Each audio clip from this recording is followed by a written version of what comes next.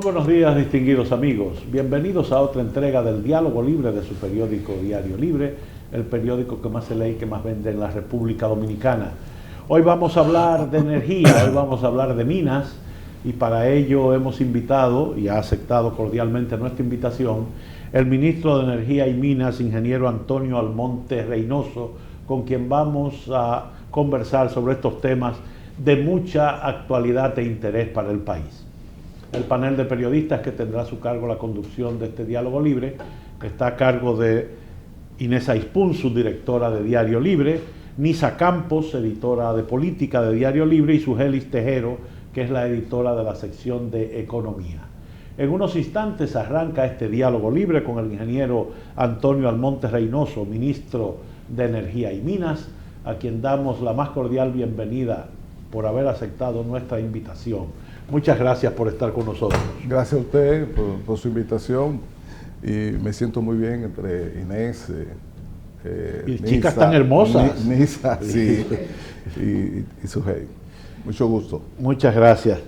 Usted llega con gran experiencia al Ministerio de Energía y Minas, pero con nuevas funciones.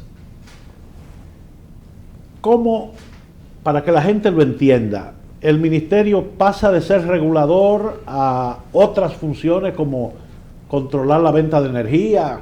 Explíquenos cuál es la cosa, cómo funciona ahora en ingeniería. Fíjate, yo diría, si me permite comenzar de esta manera, que la aspiración inicial o la aspiración de la reforma del sector eléctrico que se inició en el 99 con la venta de los activos de las antiguas CDE, aquella de 3 letras.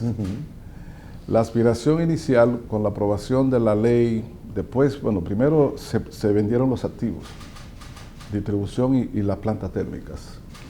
Y después que se hizo la venta, en el 2001 entonces se aprobó la Ley General de Electricidad, 2 años después, que fue un primer gran pecado, porque en la mayoría de los países donde se hizo reforma del sector eléctrico en los 80 y 90, primero se aprobaba el marco jurídico específico del sector eléctrico y después se procedía a la venta de los activos. Se puso la carreta delante de los bueyes. Aquí se puso, y fue de los pocos países, si no el único en América Latina, donde eso sucedió. La razón es, que no voy a entrar en detalle, pero eso tuvo mucho que ver hasta con los valores de los activos, los precios de los activos que se vendieron, etc. Pero bien, cuando se aprueba la ley, el espíritu era el siguiente: crear un mercado eléctrico con participación privada, caracterizado por las empresas, 2 empresas básicas, la que producía o generaba electricidad y la que le compraba la electricidad, es decir, los generadores y los distribuidores. Y en el medio, el regulador, a través de la Superintendencia General de Electricidad. Y entonces también el Estado, mediante la Comisión Nacional de Energía, el papel de planificador, de la elaboración de políticas, de la elaboración de los planes indicativos de expansión de las diferentes áreas, generación, distribución, transmisión, etc. Y la representación del Estado en los aspectos que tengan que ver con política energética. Ese es el esquema ideal. Perdón, pero se quedó también el Estado como participante del negocio, vía la transmisión, vía las hidroeléctricas, etc. El esquema ideal era ese. Y en ese sentido, como bien señalas, que creo que es correcto, también se crea la empresa de transmisión, propiedad del Estado, y la empresa de generación hidroeléctrica EGI, propiedad del Estado. En la ley 125.01, en el artículo 38 dice textualmente que EGI y ETET serían empresas con personalidad jurídica, ámbito propio, patrimonio propio, etc. ¿Por qué? Para que lo que actuaran en el mercado eléctrico fueran empresas formalmente constituidas, y entonces el Estado pasaba a ser propietario de esa empresa, pero esa empresa tenía personalidad jurídica propia y era un jugador más, regulado, obediente a la ley, al reglamento y regulado por la superintendencia. Y entonces se coloca como accionista de las distribuidoras, pero recuérdate que era administrada por las empresas privadas. Ese es el esquema ideal. En ese esquema la CDE desaparecía. Se dijo, sin embargo, que como no tenía personalidad jurídica, EGI y ET, sería empresa líder, sería la líder de las empresas del Estado en el sector. Que era un liderazgo raro, sí, porque las empresas distribuidoras ya eran administradas por el socio mayoritario que era privado, y se supone que EGI y ET rápidamente iban a tener independencia como empresas con personalidad jurídica, que en 20 años no han tenido oportunidad de conseguirlo. ¿Por qué? Porque la CDE, que el propósito era reducir su espacio y su operación para que el Estado a través de ella no ejerciese ningún tipo de interferencia ni generase confusión en la regulación del sector, la CDE después inmediatamente se comenzó de nuevo a restablecerla como un espacio de acción en el sector eléctrico donde los gobernantes podían actuar con mucha discrecionalidad, una especie de OISOE, pero en el sector eléctrico. Entonces, en el decreto 647-02 se intentó darle personería, dice ese decreto, crean la CDE, pero ya estaba en la ley 125-01, y dice, con personería jurídica y patrimonio propio, etcétera. Pero usted no le puede dar por decreto personería jurídica a una empresa, porque el siguiente eso no tenía valor. Pero después en el 148-02 se crea el consejo, aquel consejo famoso, la CDE, y se introduce la figura del vicepresidente ejecutivo como sustituto del administrador general de la CDE. Y entonces, después vienen sucesivos decretos durante el gobierno de Leonel Fernández y durante Danilo Medina, en donde le daban a la CDE pues, una serie de atribuciones que terminó construyendo Punta Catalina. Entonces la CDE de 3 letras pasó a ser una de 5 letras, y con más poder que nunca. Construye plantas, firma contratos con los generadores convencionales, firma contratos con las renovables, decide inversiones y expansión sobre transmisión y generación, y a veces interfiere o sugestiona las decisiones que sobre tarifa o cualquier cosa puede tomar la superintendencia. Es decir, la CDE volvió a ser casi como Macabón, rey, ley, batuta y constitución en el sector eléctrico. Y eso estaba contrario, o eso es contrario, al propósito de crear un ambiente suficientemente despejado, transparente, que le garantizase, o que le garantice a los generadores privados y a los inversionistas, digamos, una mínima interferencia del poder político en las decisiones de inversión o en las decisiones sobre el sector eléctrico. El decreto que emite recientemente el presidente Luis Abinader tiene este propósito. Tiene el propósito de restituir el esquema en donde el Estado, a través del Ministerio de Energía y Minas, en este caso, de acuerdo a lo que fue el propósito de la ley 113, posteriormente la ley 142.13 lo reafirmó, aunque lo postergó un poco, pero la ley 142.13 establece en el artículo 24 que ya a partir del 2018 todas las atribuciones, competencias, etcétera, de la CDE pasarían al Ministerio de Energía y Minas, y este quedaría como la máxima autoridad pública en materia de energía y minas, incluyendo planificación, políticas, etcétera. Y la CDE, según esa misma ley, pues al pasar todas sus atribuciones, pues perdería gran parte de la fuerza y de la responsabilidad que tiene, porque quedaría con unos contratos que de rigor debieron ser firmados con las distribuidoras, porque de acuerdo a la Ley General de Electricidad, es la que hace licitaciones para compra de energía que ella vende.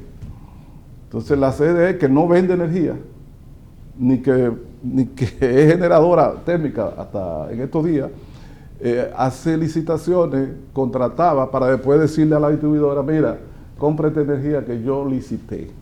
Pero la ley establece que son las empresas distribuidoras las que están llamadas a hacer la licitación. Entonces, lo que hace el decreto que propone el presidente Luis Abinader es lo siguiente: no liquida la CDE por decreto, como han dicho algunos y han interpretado algunos.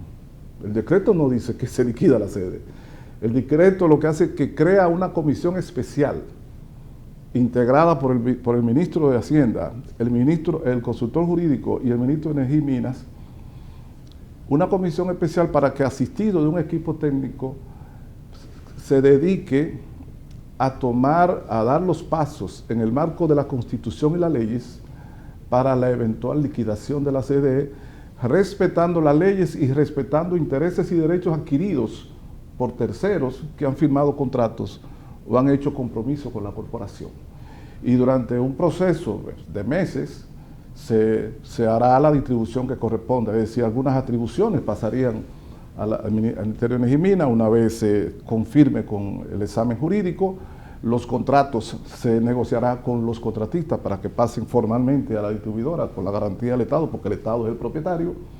Y la unidad de electrificación rural suburbana, pues también se le dará un destino dentro de la configuración del sector, que puede ser el Ministerio de Energía y Minas, y entonces ese es el proceso de liquidación a que se habla.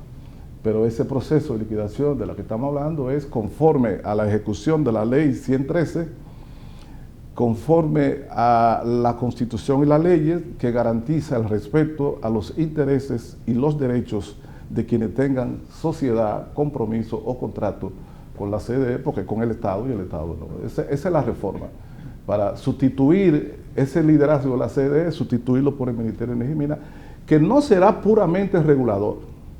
El ente regulador del mercado lo sigue siendo la superintendencia. El ministerio es esencialmente un ente planificador de políticas, de planes, pero la regulación de las actuaciones e interacciones de los agentes en el mercado eléctrico corresponde a la Superintendencia de Electricidad. Muy bien, doña Inés. Ministro, uno de los mensajes que sí se ha entendido en campaña y luego ya con el gobierno nuevo es que se van a achicar las sedes. Ese es uno de los primeros mensajes. ¿Cuál es el alcance real de este plan y de cuánto dinero y de cuántos puestos de trabajo hablamos? Fíjese, este es un tema que debe merecer toda la atención. Es muy importante.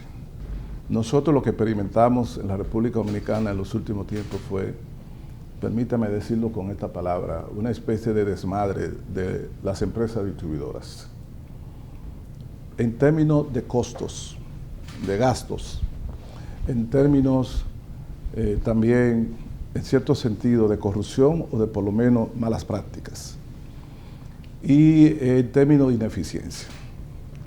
Por ejemplo, el promedio en América Latina de empresas regularmente manejadas es que de sus ingresos anuales consumen en gastos operacionales alrededor de un 10%. El año pasado las empresas distribuidoras de República Dominicana en promedio consumieron el 23% de sus ingresos. Pero contrario a la lógica, ese consumo extraordinario de sus ingresos corrió parejo con el mantenimiento de la ineficiencia a través de las pérdidas de energía eléctrica y con el incremento o el mantenimiento de un subsidio, que no es más que un completivo para pagar sus facturas con la generadora de miles de millones de dólares por parte del gobierno. Y si son empresas que tienen unos gastos excesivos y sin embargo están quebradas. Y viven también, que en el caso de este, se da el lujo, que es la empresa con peor situación financiera, que tiene pérdida de 40 y pico % largo, nunca visto antes, casi ni siquiera en los tiempos de la vieja CDE.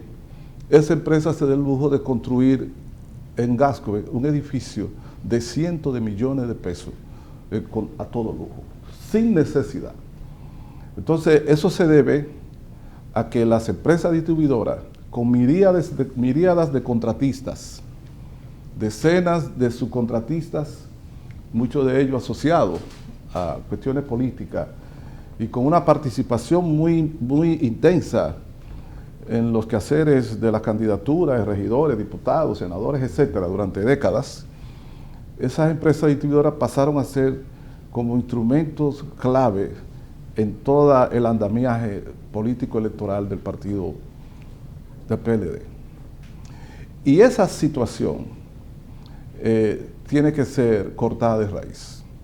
Y para esos fines es que el presidente Luis Abinader estableció que el primer paso para restituir el sentido de la razón y empresarial de las distribuidoras era la unificación de los consejos, que son 3, se reducen a un solo consejo que administrarán las 3 distribuidoras, con un personal cuidadosamente seleccionado y ese personal del Consejo participará en pequeños comités de fiscalización y seguimiento en áreas clave que tienen que ver con los escapes y con la eficiencia de las empresas distribuidoras, en base a una matriz de indicadores y a unos mecanismos de seguimiento. Las empresas distribuidoras no van a poder seguir haciendo lo que quieran a nivel del personal, no van a poder seguir haciendo lo que quieran a nivel de compras y contrataciones, sino que tienen que ceñirse a una serie de criterios y tienen que colocarse sobre la mesa del Consejo de Administración unificado. Y el presidente Luis Abinader tiene un interés y le dará un seguimiento, ¿verdad?, a través de los informes y por las diferentes vías, al desempeño de eso, porque el desborde en los gastos, el mantenimiento de la ineficiencia y la quiebra financiera de la distribuidora dificulta de alguna manera inversiones más amplias y de calidad en el sector de generación, porque las distribuidoras son las que compran a los generadores, distribuyen la energía, cobran y después repagan. Y si ellas siempre tienen pérdidas de 30%, 40%, 25%, esa es una señal que no le gusta a los inversionistas en generación, porque le indica que usted está invirtiendo capital en un negocio que está quebrado y que su recuperación depende de la voluntad de un político, dígase gobierno, dígase ministro, etc. Entonces ese no es el mejor negocio. Para restituir esa confianza es que se dan esos pasos, que sí va a significar achicamiento de la distribuidora, pero va a significar también mayor eficiencia en la inversión que se haga en reducción de pérdidas y en el fortalecimiento de las redes. Quizás valga la pena explicar, antes de cederle el micrófono a Sugelis. Se habla de las pérdidas, un 40, un 30, lo que sea. Pero hay dos formas básicas de perder electricidad. O las líneas de distribución son malas, desde que salen de la planta hasta que llegan al hogar o a la fábrica del cliente, o no se le está cobrando a muchísima gente que está usando energía, que le está recibiendo, pero no le está pagando. ¿Se puede diferenciar qué porcentaje representa cada una de esas cosas? Fíjese, Miguel, sí, está, como bien usted señala, un porcentaje que corresponde a pérdida técnica, que se reducen en la medida que se perfeccionan las redes y las subestaciones. Ahora aquí en el país el mayor porcentaje son las pérdidas no técnicas, todavía, que es la pérdida fruto de hurto, hurto que hace sectores empobrecidos y sectores con capital, o sea, sectores perfumados, como dice un amigo por ahí. Exactamente. Está también la pérdida como consecuencia de la ineficiencia de la distribución, que compra pero no factura una proporción de la energía que compra y pone en redes. Y otra es que factura pero no la cobra por incapacidad o por lo que sea. La suma de todas esas cositas es lo que dan la pérdida no técnica de la distribuidora. Hasta ahora mismo aquí la mayor proporción sigue siendo la pérdida por ese concepto. La pérdida por concepto de que se pierde porque no la pagan, no se cobran, etc. Pero tengo que reconocer que en los últimos tiempos algunas empresas han reducido por debajo del 30%. La que empeora la situación del promedio es la empresa de este. La pérdida no técnica no debieran ser más que entre 2 y 5% cualquier número. Claro. Pero aquí se encampanan por encima del 10 y en algunos casos como el de este debe andar cerca del 30%.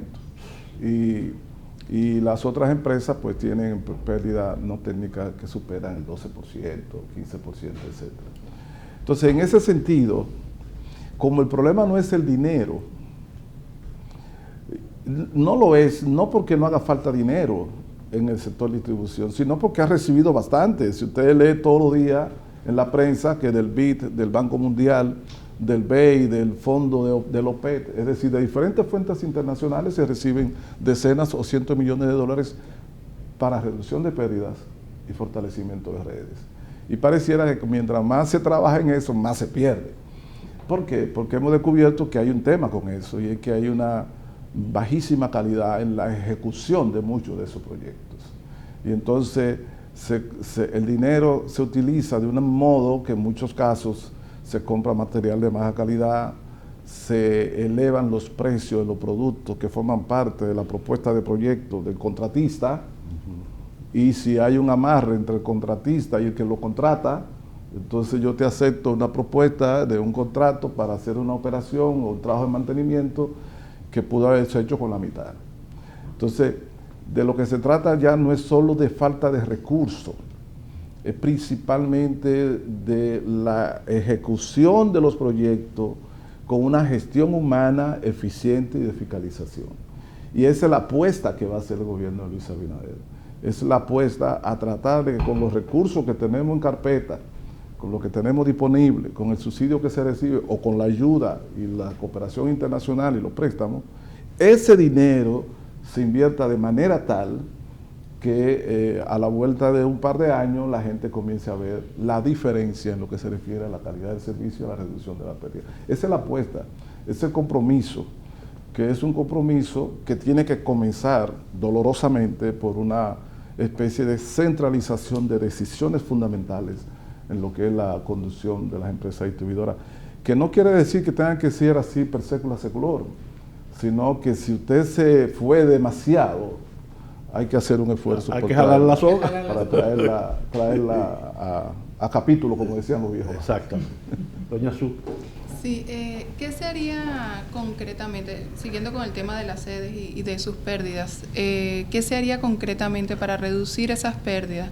En el pasado se ha hablado de tercerizar incluso el cobro de las facturas eléctricas, dejárselo a empresas fuera de las sedes, pero en ese plan de aquí a unos años, reducir toda esa presión financiera que tiene el gobierno por las pérdidas de las EDES, ¿qué medidas se tomarían puntualmente? Mira, la primera, que es algo que ha sido muy trillado, son decisiones que nosotros podemos tomar, que no son sofisticadas, y es como lo que yo he esbozado. En el corto plazo podemos lograr niveles de costos y de gasto de la distribuidora que sean razonables en comparación con su tamaño y con lo que hacen. Eso es lo primero que tenemos que hacer, es un saneamiento de las empresas distribuidoras. Esas empresas, esa es nuestra primera tarea, que lo pensamos hacer en estos primeros 6 meses de gobierno. No voy a decir total saneamiento, pero un saneamiento, un trabajo bien fuerte, drástico en lo que se refiere a las distorsiones de la gestión de las empresas. Una vez se haga eso, o paralela a eso, nosotros tenemos un plan de reducción de pérdida que tiene que ver con lo que acabo de explicar, tiene que ver con la ejecución de los programas de ejecución de pérdida. O sea, los proyectos que hay ahora mismo de ejecución de pérdida tienen que ser revisados de arriba abajo y tiene que crearse, y se va a crear un comité de seguimiento en cuanto a la calidad de las inversiones que se realizan. Una vez nosotros logremos, digamos, a la vuelta en primer año, indicadores que sean suficientes sobre el desempeño de la distribuidora, entonces podemos comenzar a pensar, o sea, no a pensar, sino a examinar opciones que están sobre la mesa. Una de las opciones es la tercerización del cobro, que significa la separación de la acción de distribución, que es un asunto eminentemente técnico, ingenieril, redes de distribución de baja tensión, subestaciones, medidores, etcétera. Esos son activos típicos de ingeniería. Y otra cosa es la comercialización del producto, facturación y el cobro, y la gestión face to face, como se dice, con el cliente. Entonces, en muchos lugares hay esa tercerización. La otra acción es un proceso masivo de introducción de tecnología para los medidores inteligentes, y además tener un control en línea, si se quiere, y en tiempo real de lo que sucede en cualquier demarcación, que forme parte de la concesión de una distribuidora, que eso permite tener mucho mayor eficiencia en lo que se refiere a la reducción de pérdida y le da más flexibilidad al cliente en lo que se refiere al manejo él mismo de su demanda y de su consumo.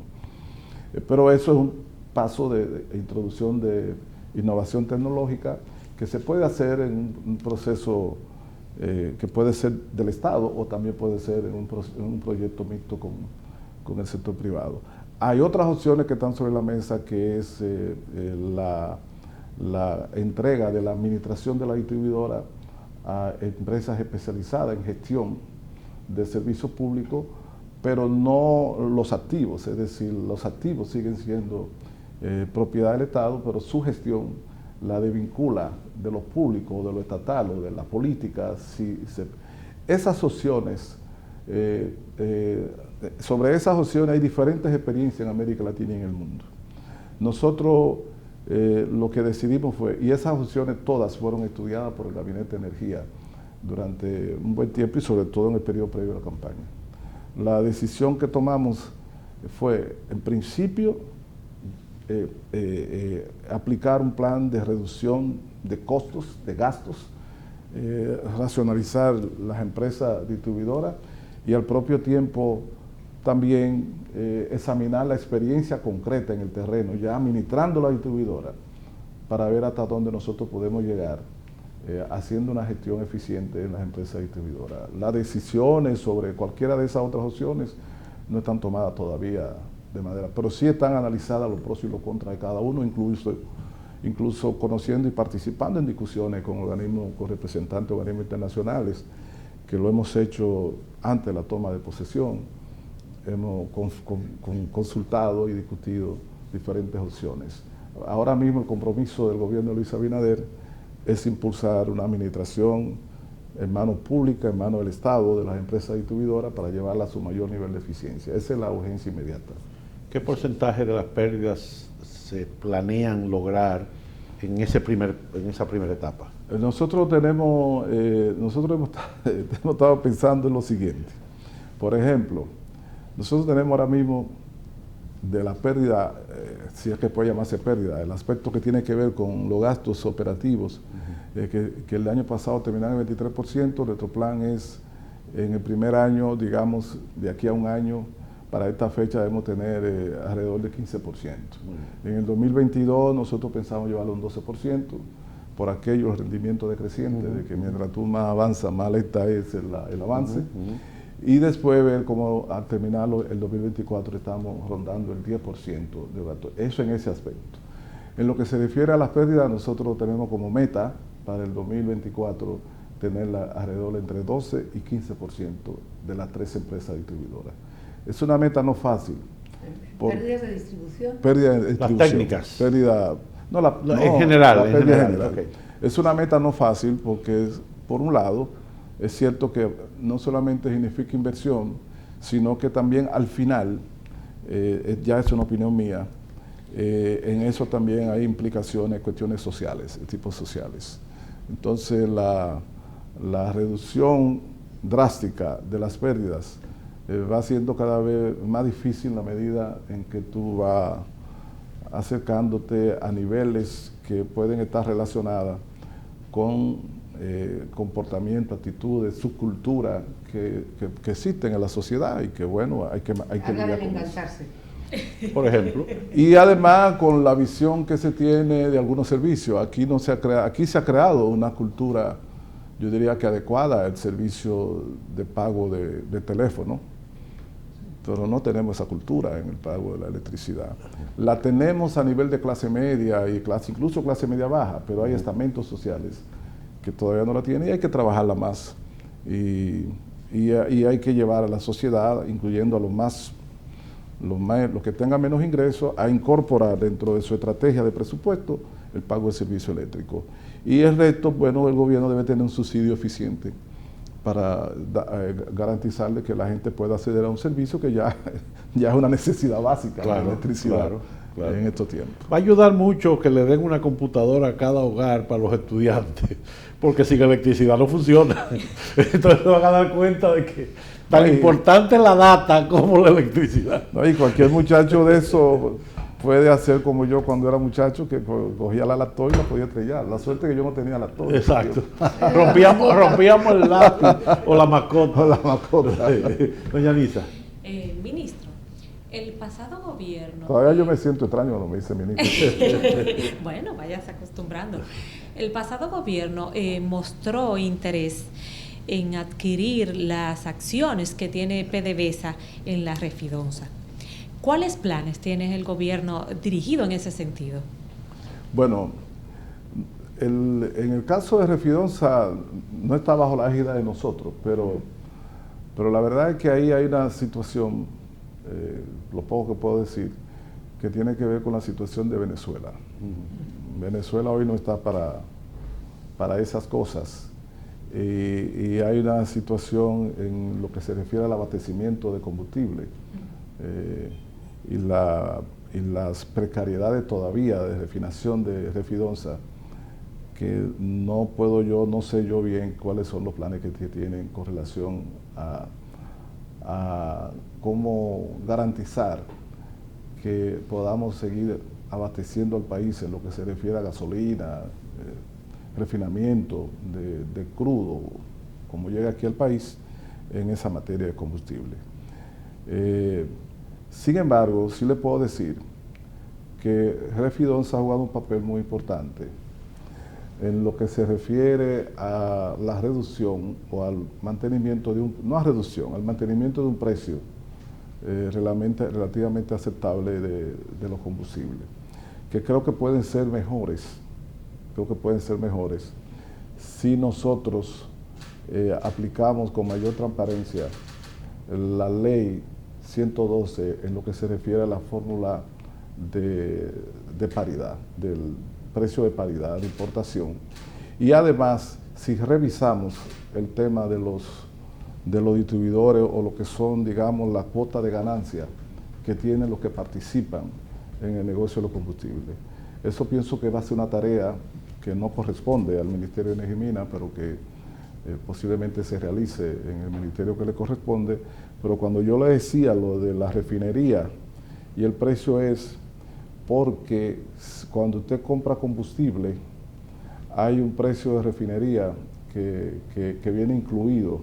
Si usted compra un combustible ya refinado, hay un precio de refinería que viene incluido en el precio de paridad. Es decir, el que le vende gasolina, por ejemplo, en la costa del Golfo, el precio que le vende incluye el precio de refinería. Ahora, si usted compra el crudo reconstituido y tiene capacidad de refinamiento en la refinería, usted puede tener una ventaja adicional en el precio final, porque ya ese precio de refinería no es el mismo, porque, por ejemplo, no tendría que pagar seguro internacional, ni precio de ni pago de flete, y una serie de pequeños componentes que abultan el precio final del combustible. Si la gasolina se refina y se produce aquí, entonces no tiene que pagar ni flete internacional para la gasolina, ni tampoco tiene el tema de la merma del combustible en el transporte, ni el seguro internacional, ni tampoco el costo bancario. Y eso, si hay una buena gestión del mercado, podría ayudar a abaratar los costos. Que nosotros no lo hayamos percibido es una cosa, pero de que se puede, se puede. Muy bien. Doña Inés. El sector siempre ha defendido de que la idea de que pagamos la luz más cara es falsa. Pero últimamente las voces son cada vez más insistentes en que la factura de verdad está creciendo. ¿Hay algún tipo de factor que esté contribuyendo a esto? Yo creo que no es percepción, en parte es realidad. Tiene mucho que ver con la falta de transparencia. Me explico. Aquí hemos tenido periodos en donde el precio del petróleo, del barril de petróleo, cuando todavía incluso el peso de los combustibles derivados del petróleo era muy importante en la canasta de generación, hemos tenido periodos que el precio del petróleo ha bajado de 100 a 30 y 20 y pico dólares por barril. Eso no quiere decir que es la misma proporción que tiene que bajar el derivado de petróleo, porque una cosa es el petróleo y otra cosa es su derivado. Pero la gente sabe que por lo menos una reducción importante debe producirse. Y efectivamente se produjo una reducción importante en aquellos años 2015, 16, 17. En esos años que hubo una gran reducción del precio del petróleo. Yo recuerdo que calculé alrededor de 30% más el precio de los combustibles de generación. Sin embargo, no se tradujo, no se expresó en la tarifa, y la gente lo sabe, que no se traspasó al consumidor esa reducción del costo de generación drástica que hubo. Y la gente también sabe que en día pasado el precio de esos combustibles, incluyendo carbón y gas natural, con el caso del coronavirus, la recesión internacional y la reducción drástica de la demanda de esos combustibles, el precio bajó en enero, febrero, marzo, abril sustancialmente. Y sin embargo no se traspasó al consumidor. A lo contrario, la distribuidora en marzo, en febrero, marzo, metida en miedo, no hicieron lectura directa de los medidores y entonces promediaron hacia atrás. Tomaron como referencia para emitir la factura el promedio de consumo en meses anteriores, incluyendo enero, diciembre, noviembre, que eran meses que tú consumías normal, no los meses después de la pandemia. Y lo que hizo fue que la gente sintió un incremento cuando debió sentir una reducción. Lo que ha pasado es eso, la falta de un organismo regulador responsable ha hecho que la factura de electricidad que le llega a los consumidores sea arbitraria, no refleje ni la subida ni la bajada realmente de los combustibles. En una ocasión se hizo por el caso de que ese excedente que generó en los años 14, 15, 16 se utilizó para financiar la construcción de Punta Catalina.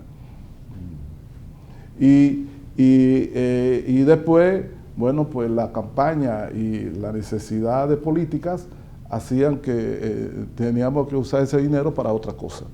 Entonces la sociedad no tiene eso, y yo pienso que una de las responsabilidades que tenemos por delante es ponerle transparencia al proceso de formación de precios del mercado eléctrico, porque es una condición sine qua non en la institucionalidad del sector eléctrico, es que la sociedad sepa cuál es el mecanismo de formación de los precios del producto que genera, en este caso la electricidad. Y en el caso en que sea necesario un subsidio, pues se dice y se establece. En el caso en que haya un precio que todavía no refleje completamente el costo de producción de ese kilovatio hora, pues la superintendencia lo explica, y lo puede explicar, que puede ser un elemento de transición, pero la sociedad debe siempre saber a qué atenerse a ese respecto. Entonces, eso sí sugiere que muchas veces nosotros hemos estado pagando electricidad más cara, pero otras veces la hemos estado pagando a precio posiblemente inferior a como pudo haber sido si se traspasa el costo de los combustibles. Lo que pasa es que no hay transparencia. Ahora bien, en eso hay otro elemento. Nosotros tenemos una factura que se basa en una tarifa que es escalonada. Una tarifa escalonada significa que hay subsidio cruzado. Entonces, hay consumidores que pagan hasta determinado nivel de consumo un precio por cada kilovatio hora y otros lo pagan mucho más caro. Entonces, eso hace que le quita un poco también de transparencia en lo que respecta a percibir cuál es el precio real de un kilovatio hora en función de sus costos. O sea, queda mucho que hacer respecto al tema de la composición de la estructura tarifaria y de la transparencia en la formación de precios en electricidad. Es mucho trabajo. Ministro, ¿usted nos podría esbozar cuál es el plan de energía del gobierno? Me refiero, ¿vamos a seguir invirtiendo tipo Punta Catalina? ¿Vamos a invertir en carbón? ¿Nos vamos a ir a gas, a hacer energía eólica? ¿Cuántos megavatios necesitamos? No vamos a decir por año, pero por los próximos 5 años, ¿qué necesitamos instalar? Etcétera. Ese plan macro de energía. Bueno, lo primero es que nosotros ahora mismo tenemos una oferta de energía en el plano eléctrico que de 3,000 y pico megas, que usted podría decir que de esos hay una cantidad, 2,000 y pico de megas que se producen a precios relativamente adecuados. Pero todavía la matriz de generación de nosotros resiste mejoras para reducir el precio promedio final que paga el consumidor. Nunca vamos a tener un precio promedio, o no, por ahora no vamos a tener un precio promedio tan bajo como puede ser otras naciones, porque nosotros no tenemos minas, ni de carbón, ni de gas natural, ni de petróleo. Por consiguiente, vamos a tener que importar combustible y este va a ser más caro que aquellos que tienen esos recursos. Pero podemos reducir más. En ese caso también podemos decir que el país se recuperará en su economía, esa es la esperanza. y todos nosotros. Y si el país se recupera otra vez, pues la demanda va a seguir creciendo y a la vuelta de 3, 4, 5 años, esa oferta que tenemos ahora a precio adecuado va a ser insuficiente. Y además el objetivo nuestro debe ser de que no solamente la gente se desenganche o está enganchado ilegalmente, sino que mucha gente que se abastece de electricidad mediante sus propios medios no tenga que hacerlo, porque ya el sistema nacional interconectado es suficiente. Eso quiere decir que vamos a necesitar más energía. En ese sentido, la expansión de la generación, nosotros vamos a estimularla, pero vamos a estimularla para que la inversionista, el que invierta, sea privado. El gobierno de Luis Abinader no va a hacer Punta Catalina 2 ni Punta Catalina 3. No va a construir plantas eléctricas. El gobierno de Luis Abinader va a promover, facilitar, darle estímulo para que el inversionista que quiera construir una planta lo haga. Ahora, el gobierno, a través del Ministerio de Energía y Minas, en su división de planificación, va a decir cuáles son las prioridades en términos de combustibles, tecnología y lugar de ubicación. Porque para a eso no se renuncia todavía, a que el mercado no es buen asignador en ese sentido. En ese sentido, todavía en sistema eléctrico como el dominicano, el gobierno, en función del interés nacional, planifica. Yo quiero que construyan una planta de 300 megas, pero tiene que ser en esta región. Las razones, ¿cuáles son? Las razones son de que el costo de llegada a los centros de consumo es más corta y es menor. Yo quiero expandir la red de transmisión aquí, pero para eso hay que tener una planta generadora para que en Puerto Plata, en Santiago, en todo el Gran Cibao tengan acceso fácil a la energía. Entonces usted va a construir 300, pero tiene que construirla en estas veredas. Y eso es lo que se llama planificación y planes indicativos.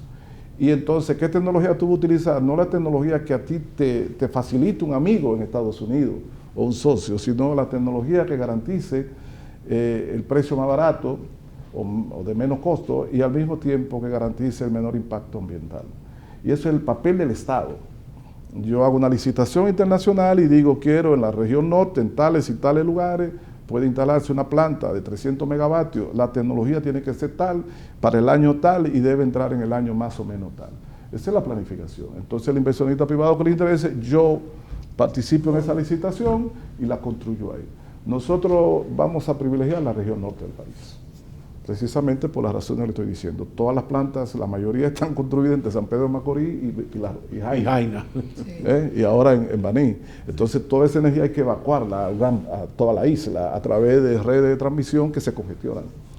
Entonces nosotros tenemos que estimular la expansión de la actividad social, económica, industrial en el Gran Cibao y en toda esa costa, y para eso debemos estimularla. Naturalmente que posiblemente no, lo que nosotros hemos visto es la más competitiva es el gas natural.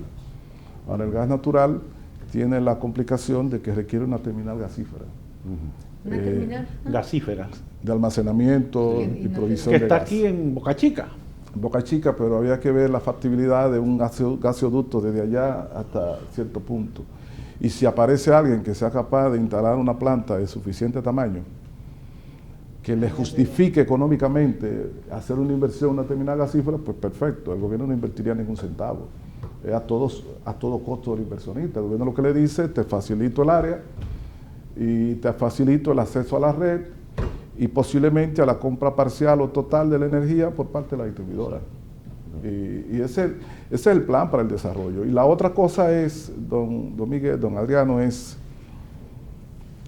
un plan de licitación para energías renovables. Para el gobierno de Luis Abinader es fundamental la expansión sin precedentes, si se quiere, de las fuentes renovables de energía. Eso va a tener su impacto, porque podría tener impacto en el mercado debido a que la energía renovable ha caído en su precio y en su costo sustancialmente en los últimos años. Y por eso tenemos contemplado los primeros 100 días un planteamiento que vamos a hacer al Congreso de la revisión para actualizar de la Ley de Incentivos de Energía Renovable, que es de 2007. De 2007 al 2020 los precios han cambiado mucho, los costos de producción y la tecnología, y por consiguiente tenemos que actualizar al nuevo perfil de la tecnología de energías renovables y de costos. Y eso es una de las primeras decisiones. Entonces, esa licitación se haría en el marco de esa nueva normativa.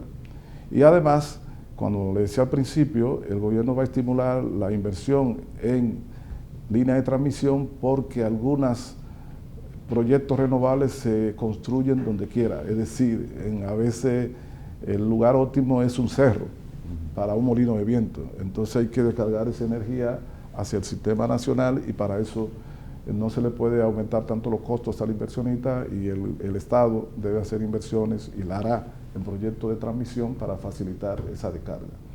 Nosotros lo que tenemos como meta es incentivar la renovable, incentivar la movilidad eléctrica, incentivar a privados para que hagan inversiones en energía convencional con gas natural y fortalecer la infraestructura de transmisión del sistema eléctrico. No construir plantas de electricidad. Doña Azul.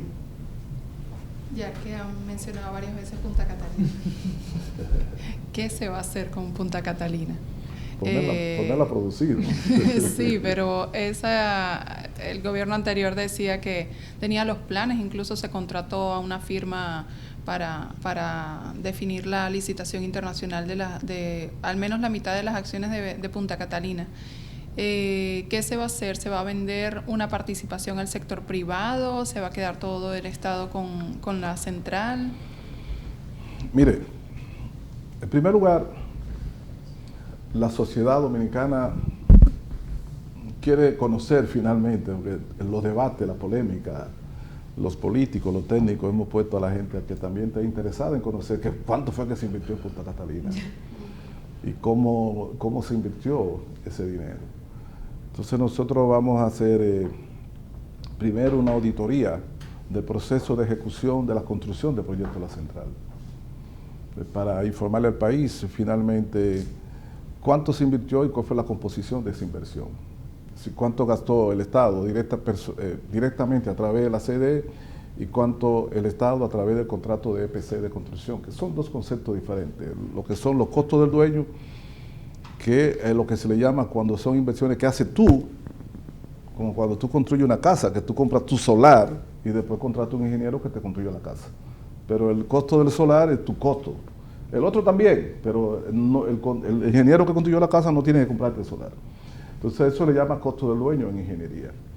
Los costos del dueño, que son los costos directos que hizo la CDE en la tierra, en consultoría, en una serie de cosas, más los costos del contrato, el total de lo que hace la inversión total en Punta Catalina. Entonces, aquí nunca se ha publicado, ni se ha hablado, oficialmente nunca se ha dicho de los costos del dueño. Nada más se habla del contrato que costó tanto. Pero la CDE no ha publicado nunca una relación de sus propias inversiones en personal, en terreno, en pago de intereses y comisiones durante la construcción. Se toma miles de millones de dólares a préstamos y tiene que durante la construcción, 6, 5, 7 años, pagar intereses y comisiones, que no son 2 pesos. Esos son costos del dueño. A eso se le suma al del contrato que tú le pagaste a Odebrecht. Bueno, los que yo he hecho 2 planteamientos, entonces me han dicho, bueno, que no es así. Digo, bueno, la discusión no existiera si la CDE y Punta Catalina tuvieran una página web donde todos los días fuese actualizando cuánto se ha ido invirtiendo en Punta Catalina. Si usted como Estado no provee esa información oficial, el resto tiene derecho a especular y hacer sus propios cálculos. Entonces nosotros, para cerrar eso, vamos a hacer una auditoría de la ejecución de la construcción de Punta Catalina y los resultados vamos a publicar, su composición de las inversiones, etcétera. Y si hubo dolo o práctica indebida en ese proceso, pues también va a ser conocida en el proceso, La segunda auditoría tiene que ver con un elemento del cual se ha hablado poco también. La licitación de Punta Catalina tuvo muchas cosas, pero hay un aspecto central, hay un eslabón clave, que fue cómo fue que se determinó que era 2040 que valía esa oferta que hizo Odebrecht, millones de dólares, después reducida a 1945. ¿Cómo fue? Y eso entró porque, ¿cómo fue que se hizo? Eso fue determinado en la evaluación que hicieron 3 firmas sobre la oferta económica de Punta Catalina. porque no fue en la oferta administrativa, ni en la oferta de otro tipo donde estaba el dinero estaba en la oferta económica. Y 3 firmas hicieron la evaluación de la oferta económica, se sacaron de las mangas un licitante virtual que no tenía ningún fundamento, no justificaron ni fundamentaron si correspondía a la estructura de costo de ese licitante virtual, que era sí mismo virtual, era algo no real, y compararlo con la estructura de costo ofertado por Odebrecht y Punta Catalina. Además, el método utilizado para hacer los cálculos que le hicieron para llegar ahí, eso tiene que ser aquí, eso nunca se ha investigado, no se ha auditado. Entonces la auditoría también se va a centrar en esa parte de la licitación, que es el eslabón de la evaluación de la oferta económica para fundamentar el precio que finalmente se pagó. Y finalmente en Punta Catalina se va a hacer una auditoría técnica. La auditoría técnica es simple.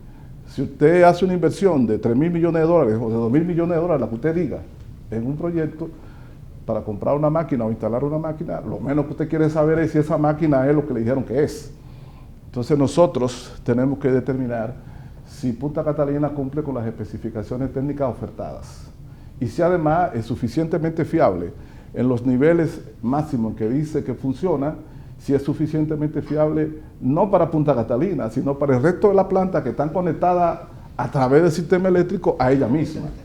Y por consiguiente es responsabilidad del Estado hacer una verificación con una firma independiente experta sobre las condiciones técnicas de Punta Catalina. Eso llamamos auditoría técnica. Respecto a su propiedad, nosotros vamos a anunciar en la próxima semana, en el rango de estos 100 días, vamos a anunciar una licitación internacional para contratar una firma especializada en operación y mantenimiento. Nosotros no podemos dejar, ni este gobierno ni ninguno, que Punta Catalina se convierta en chatarra en 5 o 6 años. Y eso depende mucho de quién la opere día a día, de cómo la opere y quién la opere. Entonces, por eso existen firmas especializadas en operación y mantenimiento de termoeléctrica de esas características. Mediante un contrato debidamente establecida, se entregará la operación y mantenimiento a la firma que gane esa licitación. Operación y mantenimiento es un costo que hay que hacerlo como quiera, cubrirlo como quiera, pero la vamos a hacer en una firma que garantice que son expertos los que van a estar operando una planta de carbón de esa envergadura. Recuérdese que la planta de carbón más grande que hay aquí antes de esa es de 100 megavatios, que son las Itabo, que tienen casi 40 años. Sí. No tiene nada que ver ni con la envergadura ni la tecnología de estas. Por consiguiente, nosotros vamos a aislar los riesgos de la política y de cualquier cosa a Punta Catalina en su gestión operacional y vamos a contratar una firma de operación y mantenimiento. Y habrá un equipo pequeño dominicano de especialistas que hará la administración comercial y también la gerencia general para interactuar con esa otra firma. Finalmente, en cuanto a la propiedad, nosotros lo que tenemos en planes con Punta Catalina es lo que le he dicho. En cuanto a la venta de Punta Catalina, vender Punta Catalina a un empresario nacional o extranjero, lo hemos dicho, lo dijimos en el pasado, que podía elevar su costo final de producción. Ahora, esa es la evaluación que teníamos antes de las elecciones en función del esquema que propuso el gobierno de Danilo para la venta, y esa es la evaluación que tenemos hoy, en las circunstancias de hoy. Las circunstancias futuras en lo que respecta a producir electricidad con carbón, a la variación de los precios de combustibles, a la posibilidad de introducir alguna mejora que tenga menor impacto en términos ambientales, la del futuro, yo no la sé, y podrían generar otras condiciones y otras circunstancias, y además del tipo de oferta, pero no está en los planes inmediatos del gobierno de Luis Abinader la venta, salvo que haya una oferta demasiado... Que no se pueda rehusar. Que sea muy ventajosa, que uno no la puede descartar. Exacto. Yo quería... bueno.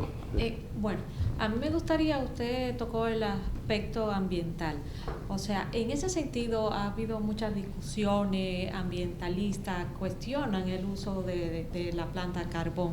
¿Ustedes han pensado en buscar una posibilidad con Punta Catalina, una reconversión? No sé, usted ha tocado mucho el tema de la energía renovable, energía limpia. Hay muchos planteamientos.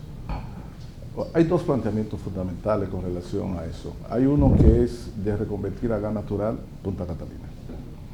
Y hay otros que nos han acercado y nos han planteado la opción de que parcialmente una de las plantas o las dos plantas pueden producir con residuos sólidos, basura. Biomasa. Exacto, en cierto sentido. Biomasa, Sí. Bien. De entrada, nosotros no tenemos planes. El gobierno no ha hecho, el gobierno ni el equipo de energía hizo planes para hacer reconversión. De entrada, a nosotros en las discusiones que hicimos nos pareció que eso era un proyecto no inviable, pero no conveniente. Sin embargo, ha crecido, por lo menos, el entusiasmo de algunos sectores al respecto, y me parece que, a nosotros nos parece que lo mejor que puede hacer el gobierno es hacer un planteamiento público oficial de las razones por las cuales no conviene, porque la sociedad tiene derecho a conocer, y nosotros tenemos personal, equipo técnico, y hay acceso también a asesoría suficiente para emitir una opinión completa sobre por qué no conviene esa conversión, esa reconversión en el corto plazo de Punta Catalina. O sea, en lugar de nosotros denostar a quienes lo plantean, lo que vamos a hacer a la sociedad dominicana es una explicación completa, colgando un informe y con las razones y motivos de cada una de esas cosas. Porque a la larga, quien lo plantea piensa lo mejor del país, y posiblemente quienes se oponen también. Lo que hay es que fundamentarlo en lo que el conocimiento proporciona hasta ahora. Y eso es lo que vamos a hacer. Pero no tenemos en plan hacer esa reconversión.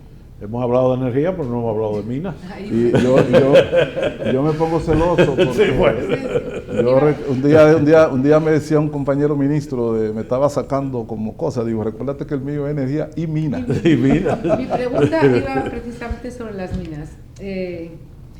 Cada vez que se anuncian los permisos para hacer prospecciones, siempre hay como mucho debate con los ambientalistas, con los vecinos. ¿Qué margen de desarrollo ve usted al sector? Mire, permítame contestarle su pregunta diciéndole lo siguiente. Una de las cosas contempladas por nosotros es hacer que se apruebe una nueva ley minera en República Dominicana. La ley minera actual es del 1971.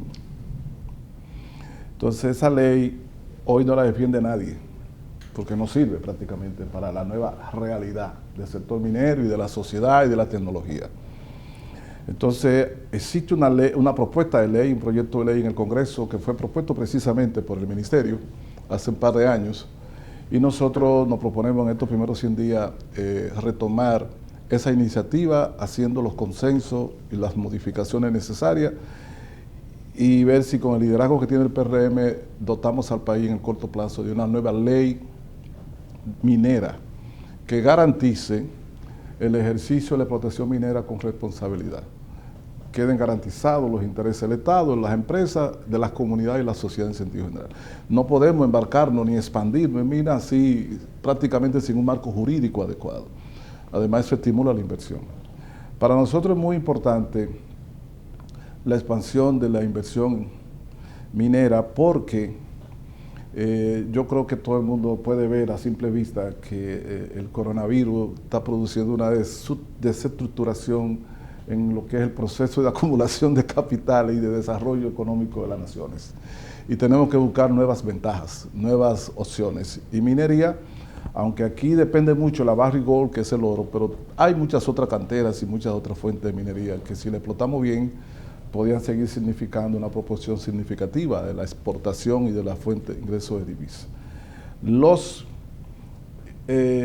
empresarios del área minera en general, no digo exactamente los titulares nacionales, buscan siempre la explotación de los recursos mineros con el menor costo posible y no tienen necesariamente ellos, mutuo propio, salvo algunos casos, grandes motivaciones de inversiones en lo que se refiere a controles, remediación ambiental, compensación a las comunidades, etc. Es un papel del Estado.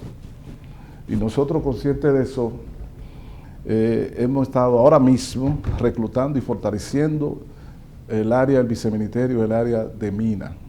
Incluso hemos designado como el viceministro de Minas, alguien que tenemos que presentar en una próxima ocasión, podría venir, que posiblemente, si no es el principal, es uno de los más grandes expertos dominicanos en minería, con un ejercicio vastísimo en el exterior, con estudios a más alto nivel, de doctorado en el área, con trabajo desde África, Asia, América Latina, Europa, y su fuerte fundamental es remediación ambiental de proyectos mineros.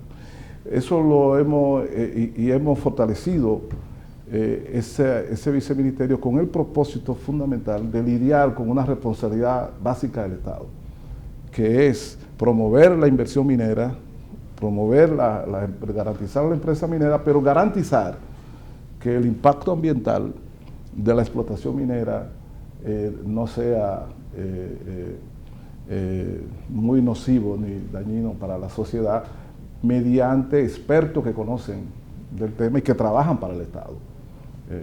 Porque esta es una actividad en donde las grandes mineras tienen sus expertos, el Estado tiene que también tener sus expertos para garantizarle a la sociedad. ¿Y quién es ese viceministro? El doctor Miguel Ángel Díaz, que hizo su doctorado en el Imperial College de la Universidad de Londres, fue profesor en el Imperial College en Minas y trabajó durante décadas en África, en Europa, en Inglaterra, en grandes compañías mineras. Ha regresado a su país hace 5 o 6 años y son los viejos amigos y entonces también... Usted le hizo la maldad de reclutar. Más que yo, el propio presidente Abinader que tenía su referencia y quería, y él lo que ha dicho, yo vine a descansar, Antonio, y digo, bueno. Por la patria. Sí. Muy bien, pues muchísimas gracias al ingeniero Antonio Almonte Reynoso, ministro de Ingenierías y Minas, perdón, de Energías y Minas, por su participación en este diálogo libre. A todos ustedes, muchísimas gracias por la atención prestada y hasta un próximo diálogo libre. Buenos días.